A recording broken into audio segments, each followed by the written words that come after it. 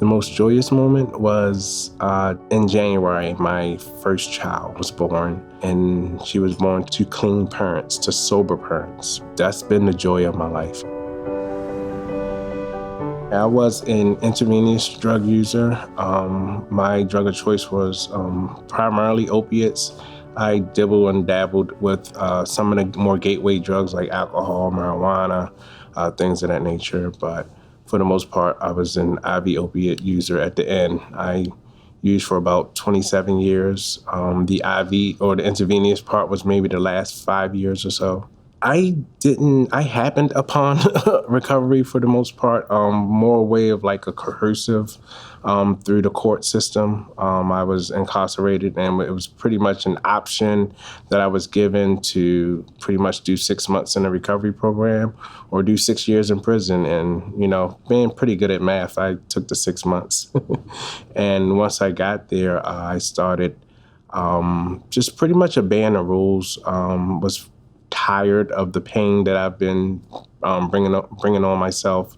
And I can remember being in a meeting and a guy had walked in, and I remembered this guy, but it was like 20 years ago that I remembered him. So he looked different. He wasn't dirty and didn't have dirty clothes on or whatever. And this guy had double-digit clean time.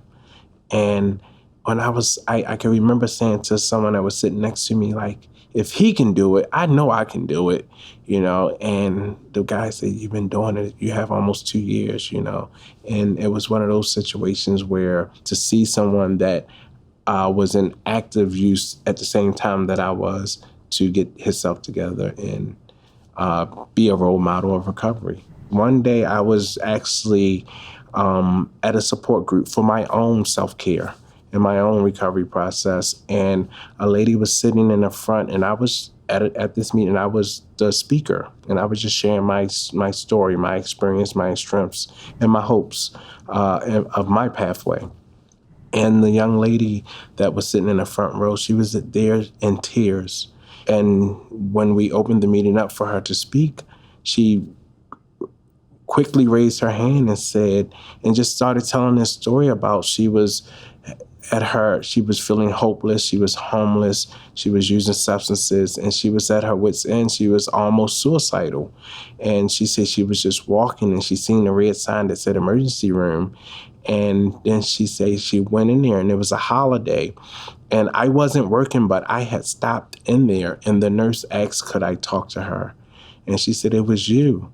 She said, it was you. You stopped on your day off that you just came in on a holiday, and you stopped, and you not only helped me to treatment, but you made sure I had transportation to go to a treatment facility. And at that time, she had 9 months of continued sobriety. So I think for someone to stop what they're doing and help you and assist you, it gives you hope and something to aspire to, especially when they can say, hey, I've been where you've been, or I am you.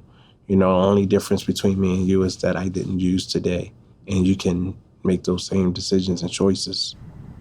Being a person that, a returning citizen, being a person that have experience with active use, the stigmas are still there, especially in different organizations and different career settings. It's still there how a person that's in long-term recovery, or a person that has committed crimes in the past, how, we're still perceived or viewed a certain way. So that has been a hurdle at times, but I also eventually found organizations that was ex-offender friendly, and that's friendly to people that's in long-term recovery. I believe working in the hospital that I helped change the culture there. Me and the team of peer recovery specialists that worked with me, I believe we helped change the culture there in the emergency department, where at one time when people came in that was experiencing or living with substance use disorder, they would get a sheet of paper and say, hey, go find these programs, or this is where your help is. Now it's like, now that peer recovery specialists are in the hospital, I see that the doctors and the nurses and the med techs, like, they come look for us. Like, this person has reported substance use? Can you see if you can help them? Instead of just pushing them off, they too try to be part of that continuum of care. And that's pretty much what peer recovery coaching is, because even when you punch out, you'll see people that are experiencing substance use at Walmart or at the gas station, and you'll stop and you'll support their effort towards change.